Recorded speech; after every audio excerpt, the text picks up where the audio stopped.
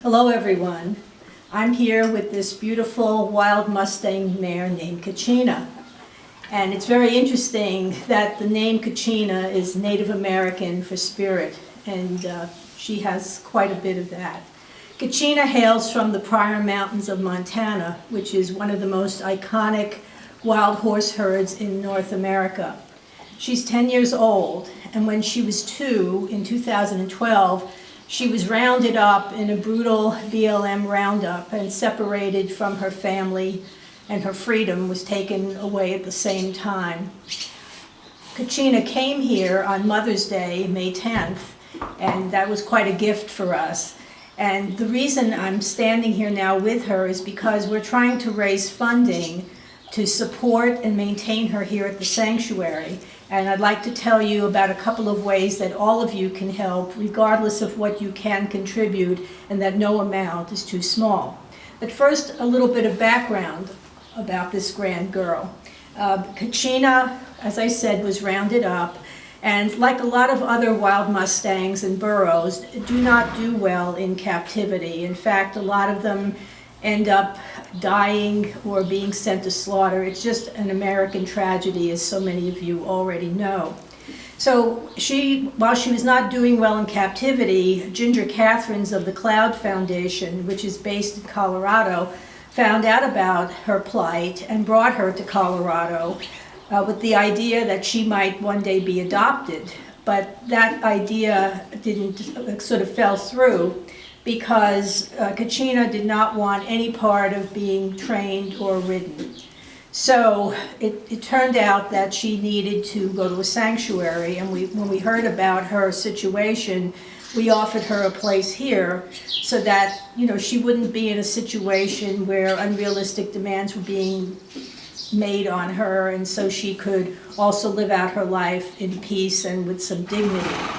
Just so happens that we have 2 other wild Mustangs here, Nelson, who came here in January of 2005. He came from Nevada, and Hayden, who came here in October of 2013. Hayden came from the Pryor Mountain herd as well, although he and Kachina didn't know each other. He's 13. He was also captured by the BLM when he was 2 years old. And then he was gone and off the range by the time she was born in 2010, and then she was rounded up when she was 2 years old. So the thing about Hayden, that's one of the reasons that we want to introduce the 2 of them, is he has developed something called metabolic disease, which means he cannot have grass anymore. And so we're trying to make improvements to an outdoor arena where the 2 of them can live. Now, Kachina does not have metabolic disease, but you can see her very abundant frame. She does not need a lot of lush grass. So she can live in a sparse area with Hayden. We're introducing them right now, and that introduction is going well. And when they're out there together, we can take her out once in a while and let her graze on some grass as a treat, and he can eat his hay. So it seems like the perfect scenario for both of them. But now let me tell you a little bit about how you can help. We have a really wonderful and generous donor who has offered to donate $1,200. If we can raise $1,200, he will match it. So we're going to be running that fundraiser on Facebook, on our website, and through other social media. So anything you can donate toward that amount would be great. Another way you can contribute to her is to become a sponsor. Now, horse sponsorship is our most successful and popular program, and there are certain benefits with it. All of our sponsors can come here anytime they wish, except during a pandemic. As you all know, we've been closed to the public for quite a while, and we also have not been able to hold any of our public fundraisers or public open days here at the sanctuary. But we have sponsors from all over the place. We have sponsors in California, in Bermuda, in Washington State, in Illinois, in Florida, in Virginia, in Michigan. So a lot of our sponsors have come to see their horses. Some have never come to see their horses yet, and some have made arrangements to take their vacations just so that they can meet their horses. So it's a really, really wonderful program and a great way for people to have a personal and direct involvement with a particular horse, and certainly Kachina deserves it.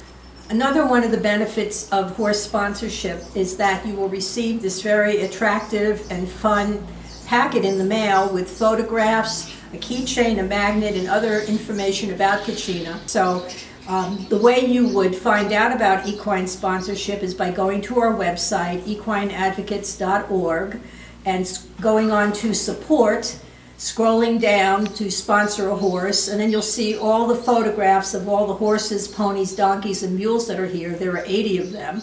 And just scroll down to Kachina's photograph and just click on it, and then you can become a sponsor that way. Or feel free to call us directly in the office, call or email us. Now, I also wanted to say something about Kachina. Ginger Catherines, who in addition to running the Cloud Foundation, is also a professional filmmaker, and she did this wonderful video about her arrival here. In fact, we showed 2 videos, the day that she came that we shot ourselves, and then 5 days later she produced this lovely video, which you can see on our website, about her background, her baby pictures when she was still on the range with her mother and father, or I should say dam and sire. And it's just a heartbreak that these horses are rounded up and removed, and a lot of them, as I said, don't even survive. So I would hope that anybody who cares enough will be inspired by her story and the stories of other wild horses and burros to take action and let your lawmakers know that you are opposed to these horrific roundups, stripping them away from their family and their freedom. They belong on our public rangelands. That's where they belong, and not in captivity. But as we're a sanctuary, and as Kachina and our other 2 Mustangs will never be returned to the wild, we do the best we can with the ones that we can help, and hope that they become ambassadors to teach the public and anyone who's interested more about their backgrounds and why we need to preserve and protect them and their homelands on the public lands, the public range lands where they were born. Thank you.